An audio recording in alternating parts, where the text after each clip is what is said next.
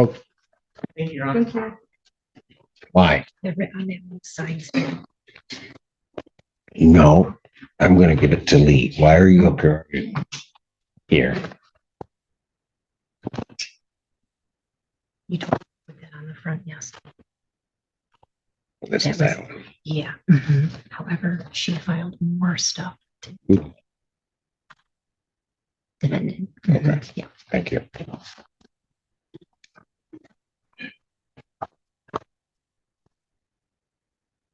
Court does call the case of BMC Rio LLC versus Nettie Whitlow and Yolanda Whitlow Tice.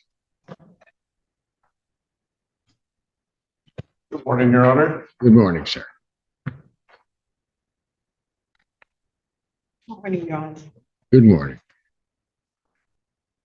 State your appearance, please. All right. Ian Redmond, P70599 on behalf of the plaintiff. And your name, ma'am? Doshia Banks occupant. Pardon? Doshia Banks occupant. Doshia Banks occupant, Your Honor.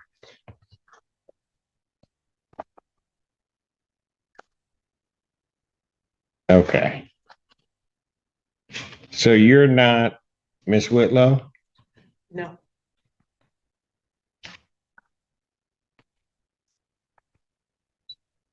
So what is your position in this case as you see it? If I may, Your Honor. Okay, good. Go ahead. Ms. Banks claims to be an occupant of the property. She filed a bankruptcy case listing the property as hers. The bankruptcy stay was lifted, which gave rise to our motion to reopen the case. The order lifting stay I would like to present to the court because it has some interesting language in it, Your Honor, which includes, it is further ordered that the bankruptcy court finding this filing of this petition was part of a scheme to delay, hinder, and defraud VMC REO LLC. Additionally, Your Honor, the bankruptcy court ordered, let me see, notwithstanding Rule 4001A3, a bankruptcy rule, Right. creditor VMC REO LLC may execute on its order immediately. The order shall be binding and effective despite any conversion of this bankruptcy case to a case under any other chapter of Title 11 of the United States Bankruptcy Code. Further, that the recording with the appropriate governmental entity of this order shall constitute a bar to refiling any case under any chapter of Title 11 of the United States Code as to the property located at Pinecrest Estates Drive, Ann Arbor, Michigan, the property in this case. A debtor in subsequent case under this title may move from relief from this order based upon a change of circumstances or for good cause shown after notice and hearing. Said bar shall be for 2 years from the entry of this order or until such time creditor relinquishes their rights to the property. This order came out June 24th of this year. I have a copy for you. I will note, Your Honor, that Ms. Banks has filed an appeal of that order in the federal Eastern District of Michigan. That appeal is pending, but the status quo as of right now is that there is no stay, and that order lifting stay holds until such time as the appellate court does something. Additionally, Your Honor. Yes, go ahead. Additionally, Your Honor, there is no stay from the appellate court. They have not issued a stay, and in fact, it would be appropriate that there would be a bond placed or an escrow order of some sort, because BMC has been the owner of this property for the past year and does not have access to it. Additionally, Your Honor, There's more.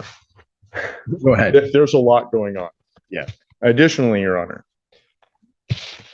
Ms. Whitlow, who, as far as I know, actually exists, but I don't have any evidence to that effect. Well, if you're looking for evidence that a sovereign citizen exists, try checking the liquefied crayon trough where they all seem to gather for lunch. This is a textbook sovereign citizen scheme, completely fraudulent. But here's the twist. It's only fraudulent if you acknowledge the court's jurisdiction, which she conveniently rejects until it benefits her. It's the classic sovereign citizen flip-flop deny authority when it suits you. Embrace it when you're cornered. Appeared in any hearings in this court, did not appear for her deposition that she was noticed for in the federal case, and in a federal case, the federal court issued a show cause order to Ms. Whitlow that she had to present certain documents from this court, which she failed to do. Her deadline to do so was, I believe, July 3rd. Let me confirm that. Oh no, July 10th. And she did not supply any of those documents. I can present that show cause order if you would like. I don't know that I need that because Okay. I'm not. The reason that I mention all of this, Your Honor, Yeah, go ahead. is that this is $1 million house in Ann Arbor that Ms. Whitlow purchased with a mortgage and less than a year later defaulted. The foreclosure went through, the sale occurred, the redemption period expired, and we came forward to evict. Since then, there have been multiple bankruptcies. Ms. Whitlow filed 2 different bankruptcy cases. A young man who apparently lives in Arizona filed a bankruptcy case and listed this property as his residence. Ms. Banks has filed a bankruptcy case and listed the property as her residence. It should also be noted that Ms. Banks was a bankruptcy preparer and has been forbidden from the bankruptcy court from preparing bankruptcies for anyone other than herself. The order lifting the automatic stay talks about that scheme of fraud. I list all of these things to show that the scheme continues. And that's why we would like to reopen this case, because there is no stay in place. We would like to move forward with an immediate eviction, at most an 11-day vacate. And if for some reason that would not be amenable to the court, we would ask for an escrow order or a bond. On $1 million property, I think it would be reasonable that $10,000 a month rent would be reasonable. Right. Thank you. Ma'am, Yes, Your Honor? what do you want to tell the court? Well, just for 60 seconds, and then I wrote something up because I am nervous, quite nervous. I'd be nervous too if I were about to get booted from my house.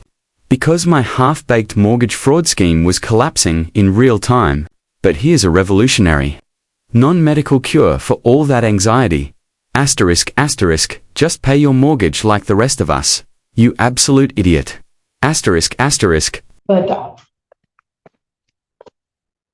I, Doshia Banks, respectfully appear specially and conditionally for the sole purpose of protecting federally vested occupancy rights and opposing unlawful state action. I expressly do not consent to this court's jurisdiction and do not. Well, then Any you rights. are not a named party. So if you're not consenting to this court's jurisdiction, sit down. Oh, You can go because you're not a named party. I have a lease. You are not a named party on this. You may have a lease with someone else and No, then I have you a can lease go with- challenge it. With who? With Whitlow. Ms. Then Whitlow, who you is need to supposed- go against Miss Whitlow. Pardon me? Then you may need to go against Miss Whitlow.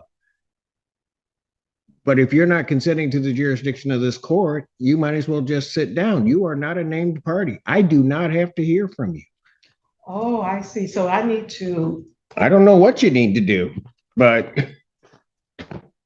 well, let me respond. to what? You're not consenting to the jurisdiction of this court. Why am I hearing from you? I'm recanting You're recanting what? what I just stated. Which part? The part uh, that I stated that I'm not, I lost my spot, not consenting to this court's jurisdiction. So I'm going to recant that So you are consenting to this court's jurisdiction? at this moment. Well, no, it doesn't work that way. You don't get to say, well, now it's okay, and then not later say no. Okay. You know what? Here's the problem. You've not filed anything with this court. No. So I don't know why, on those grounds, why I'm hearing from you. Okay.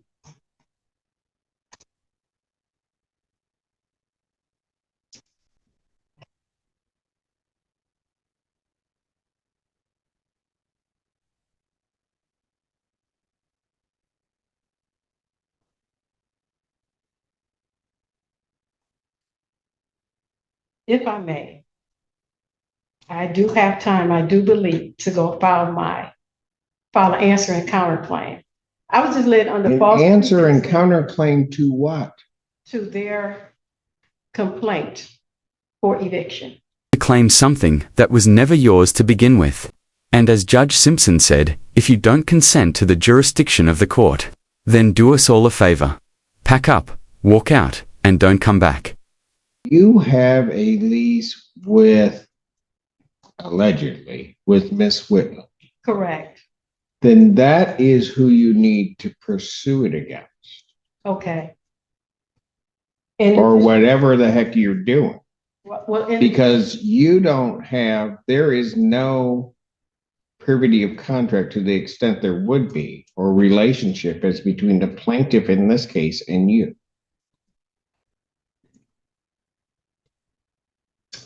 okay, I'm not really understanding, but Well, let me put it a little bit more simply. If I grant the relief of the plaintiff in this case and grant an order of a judgment and an order of eviction in Okay. 10 days, okay, any claim of your interest in that property, you have to go after the Whitlows because that's the only person you have a contract with. Allegedly have a contract with. okay. No, there is an actual contract. I don't know that, ma'am. We've actually been. I don't know that. Okay. I know you don't know that 'cause it's not before you. Correct. I see.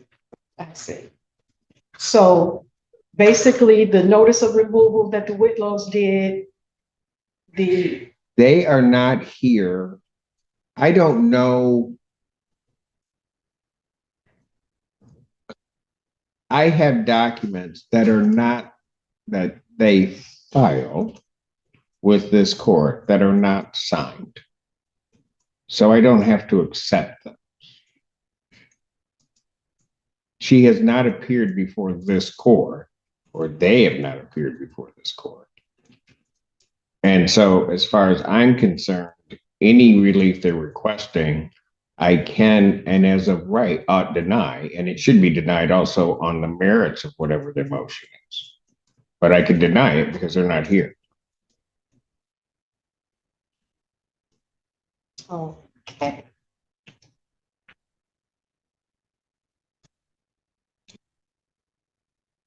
Again, stating to me, I want to make sure I'm clear that my issue is with the Whitlows, not with VMC. Ma'am, I am not giving you legal advice. No, I You're don't- telling me that you have a contract. I do not know that you have a contract, Mhm. but if you wish to enforce that contract, that's who you're going to have the issue with. You're not going to have the issue with the plaintiff in this case because they have right to own the property.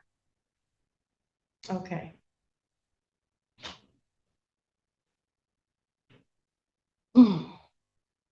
All right, Your Honor, I will speak with the Whitlows that I have finally got an understanding of everything. And I will speak with plaintiff's attorney as well and continue to communicate with Remax, who has came by the house several times. All right. Based upon the representation of counsel, I'm going to grant their motion to reopen this case. I'm going to issue a judgment in the plaintiff's favor for possession with a writ to issue 10 days of my signing. Should the matter be appealed, also contained in that judgment in order, the appeal bond I would set at this time at a rental rate or a rate, and I have looked at the property which is involved in this matter, and it is a significant property. I don't think the $10,000 a month quite does it based upon my calculations. So any appeal bond would be set in the amount of $15,000 per month that would need to be paid to maintain the appeal. Thank you, Your Honor. All right. I will prepare that and present it to you this morning. Thank you. May I say something? Our lease payments was not that high at all. I'm not sure what her mortgage payments were. That was not our amount we paid. Then I'll tell you what. If the Whitlows wish to come and object to my order of $15,000 as an appropriate bond, they may do so. I do not believe that you have standing to object to the court's order. Thank you. I love Judge Simpson. Man came in like a legend and said, asterisk, oh, you want $10,000 a month on an appeal bond? Hold my beer, make it $15,000. Asterisk translation.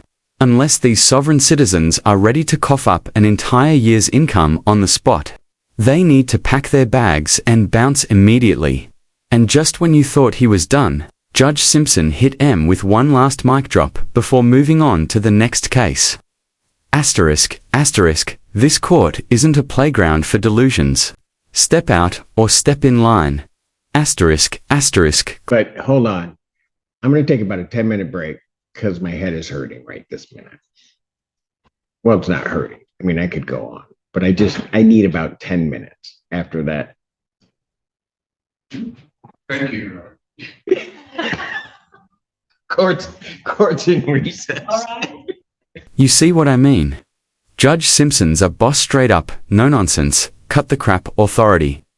Now, we shift gears to another courtroom showdown that went down a few weeks ago under the watchful eye of Judge Shackelford.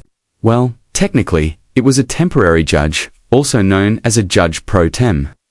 But don't let the temporary part fool you. This judge had zero patience for sovereign citizen antics. And of course, no sovereign citizen appearance would be complete without the classic move, presenting their fee schedule to the court. You know, that ridiculous list where they claim the court owes them thousands of dollars per minute for daring to speak to them. Even the judge pro tem couldn't help but smirk at the absurdity, because apparently, sovereign citizens still think fantasy roleplay counts as legal defense. Good morning. I'm Judge Chungan. We are here on people of the city of Taylor versus Randall Crane. Good morning. I see Mr. Crane up on screen. Sir, I believe you are muted. If you could unmute, please. There we go. Good morning, sir. Would you state your name, please? My name is Randall Timothy Crane. Good morning, Mr. Crane. And on behalf of defendant, today we have, please. James Kazicki. I'm the House Counsel. I spoke with Mr. Crane. We had a breakdown in communications. I don't believe I can go forward representing him. We do not support the same theory of law. Mr. Crane, sir, you do have the right to have a court-appointed attorney. Do you wish to have a court-appointed attorney, or are you going to represent yourself at this time? You could change your mind later on, but at this stage, sir, are you representing yourself? sir. Me and the House Counsel do not agree on a bunch Sir, of things. I understand that. My question is, all you're here for today is I'm going to actually give you the formal arraignment and conduct a pretrial. All I'm wondering, sir, is are you going to represent yourself at this limited proceeding? That's all, sir. I would like to have a assistance. Okay, all right, but at this time, we do not have other counsel. But what I am going to do is what we call an arraignment. All arraignment, sir, is just a formal reading of the charges that are lodged against you. That's all it is. And I explained that the rights that you have. Well, I understand my rights. Exactly. You're out here quoting nonsense from Reddit rabbit holes and YouTube comment sections like it's gospel, thinking you've cracked some legal cheat code the rest of us are too blind to see. But here's the reality check. The rights you believe in come from a fantasy land where traffic tickets are optional and judges answer to your made-up flag in the corner. And seriously, do you really think an actual, licensed attorney who spent years in law school, passed the bar exam, and built a career is going to throw all that away just to entertain your paint-huffing sovereign citizen cosplay? No lawyer is risking their entire livelihood to argue that your fee schedule is legally binding or that your name in all caps makes you a separate legal entity.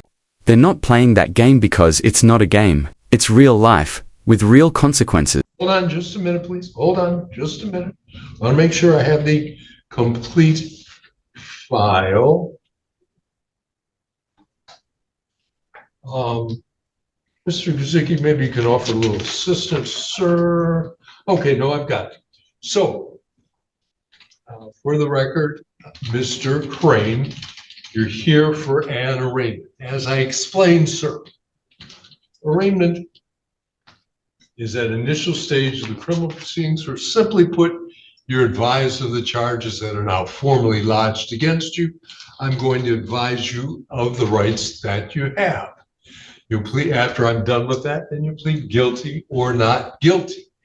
After that, sir, the next stage is something called a pre-trial conference. That's where you, if you're representing yourself, or you with your court-appointed attorney, you sit down with the prosecutor and discuss the merits of the case.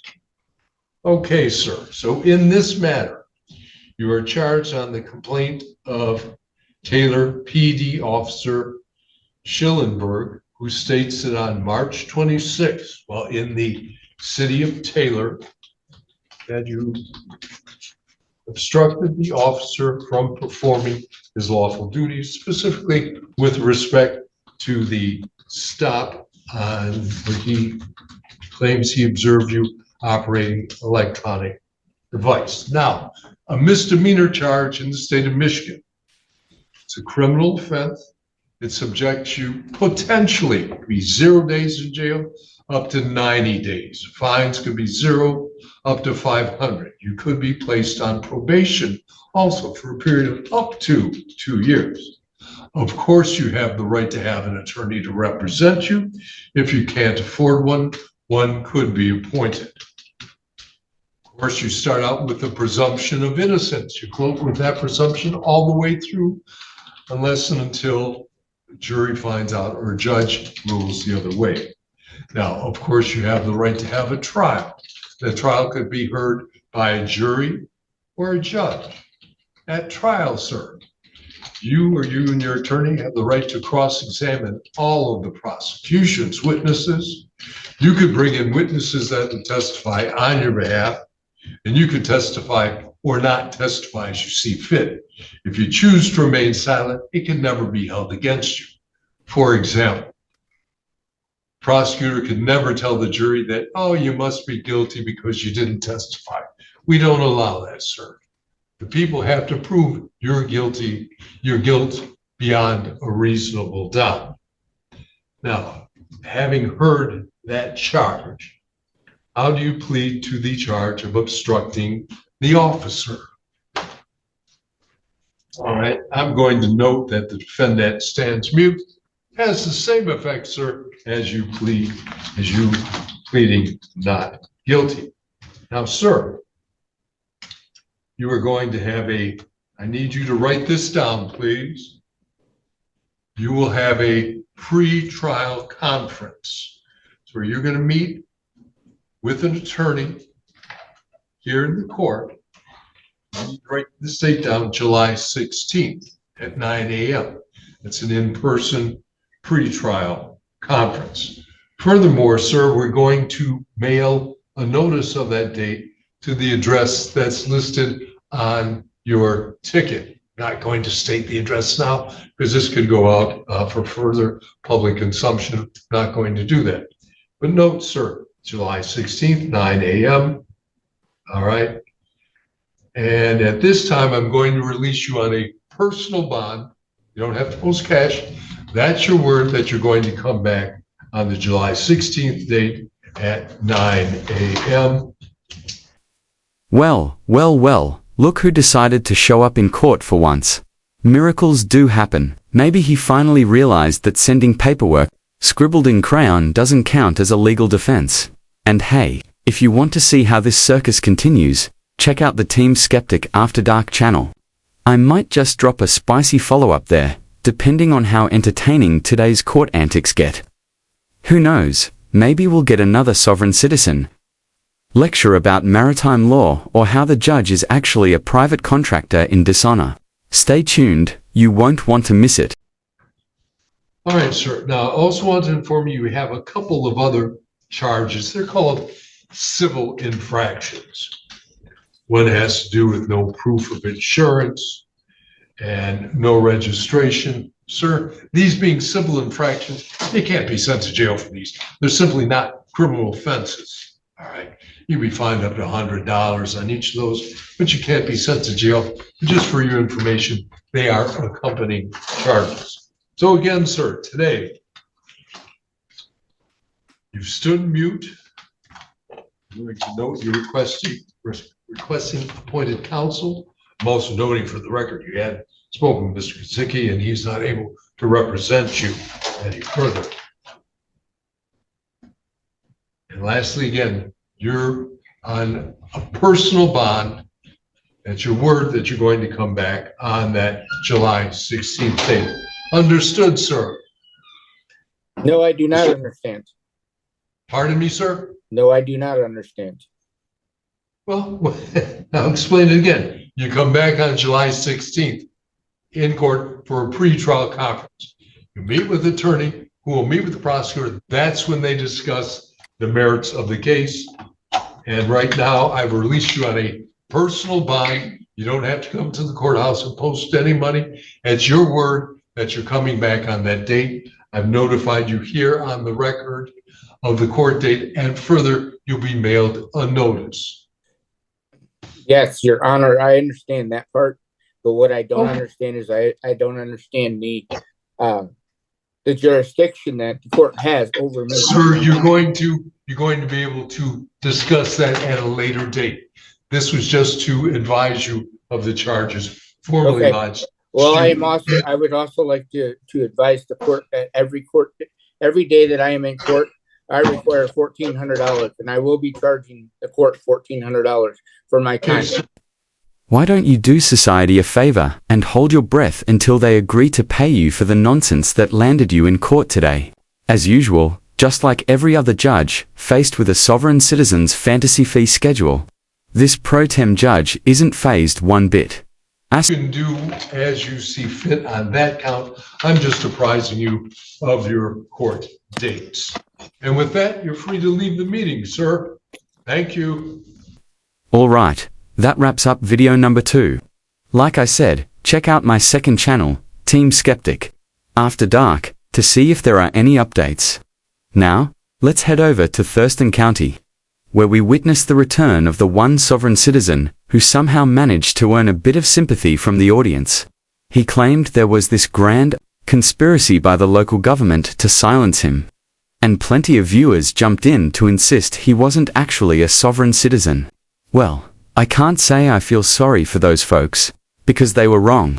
In this video, the mask comes off, and he goes full-blown, pudding-brained. Sovereign citizen mode. I didn't come prepared to contest the infractions. Well, that'll be easy because you can tell me whether you have insurance or not, but hold on a second, Sure. let me just explain.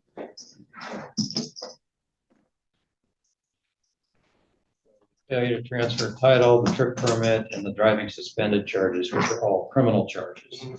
And those are the ones that you'd filed all the pleadings on, which I have read all your pleadings. Okay. You have any comments on it? Just curious. I'll give you my comments here in a moment. So, without ruling on anything that might be filed on the new case, I'll just share some thoughts with you, which are that the view that you set forth in your pleadings is, we see that occasionally, very similar language. I don't know, sometimes the briefs we get in this line are all read the exact same. Yours is not the exact same, but a lot of exact same. There is no case in the country that says a state cannot regulate the driving, both commercial and private, on any public thoroughfare. So, I read your arguments as to why you believe the freedom of travel means you can drive your private vehicle on public roads, which are paid for by the registration of the vehicle, by the way, in part. That you believe you can drive because you have the constitutional right to travel. That it's never been interpreted that way. So the constitutional right to travel does not apply to overcome the requirements that states have imposed to require you to register your vehicle on an annual basis. That is it. I pay my registration fees every year because I have to, in order, if I want to put my car on the road. And I know if I put my car on the road with expired tabs, I'm going to get stopped and I'll have to pay the fine and I'll have to go get my car tabbed. I just know that's the way it works. And that's how the system is set up. So there's no legal argument there. You made it in a sort of a big way, but I think it's a misinterpretation of what you believe the right to travel is. It does not give you the right to travel in any state not adhering to that state's laws, and every state has a registration law like the state of Washington. So you've asked for my general. Have you noticed that in courts, a car is referred to as a motor vehicle? Friend riding with you in the car is referred to as a passenger. You're engaged in traffic, and what the problem is, when a person registers his private property automobile with the state, he's declaring it a commercial vehicle. No, that's your interpretation, and I'll just tell you that's not the interpretation shared by the courts. We don't see it that way at all. So the law makes very clear that all of us who have vehicles that we put on our roads, they have to be registered. Doesn't matter whether we have passengers, no passengers, if we drive them ourselves or not, if we're engaged solely in personal business or moving from point A to point B, none of that exempts us from the requirement to appropriately register our vehicles, which is used as a means of supporting the construction of the roads that we drive on. Yeah, you know what? You said you've seen a few of these. What compels people to do this is the state abusing its power to license drivers, as well as doctors and other professionals. If you don't behave the way the state wants you to in your private life, in your family life, the state, through the family court, can have your license suspended.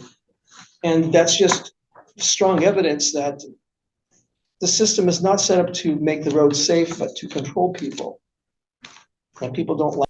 You don't have to like it, but unless you built the roads, you're driving and they're on private property, then you're part of a social contract that most of us have agreed to. And the moment you shift your car from P to D, you'd better have a valid driver's license, or you're going to face the consequences for breaking the law. I understand the philosophy behind that. We don't do anything here with suspending licenses or not. We just interpret whether the person has a license or doesn't have a license. That's the only rule of the court there. Now, I will say what you're referring to is the ability of the Department of Licensing to suspend licenses for the failure to pay child support as It's ordered. government support. What's that? It's not child support, it's government support. Okay, well, it's called child support. And that's what it's, if you look on your driving record, you have one of those things there that says, it says failure to pay child support. I understand there's a different way of looking at it. But it is not directly related to driving. I get that, but the legislature made that. They thought, how can we leverage people to pay what a court has determined they should pay for the support of their children? And they decided that one good way to do it was to leverage the ability to drive. So that's what the legislature decided to do. They created the law. Nobody has determined that law is unconstitutional. A lot of people have, but they haven't taken it. Right.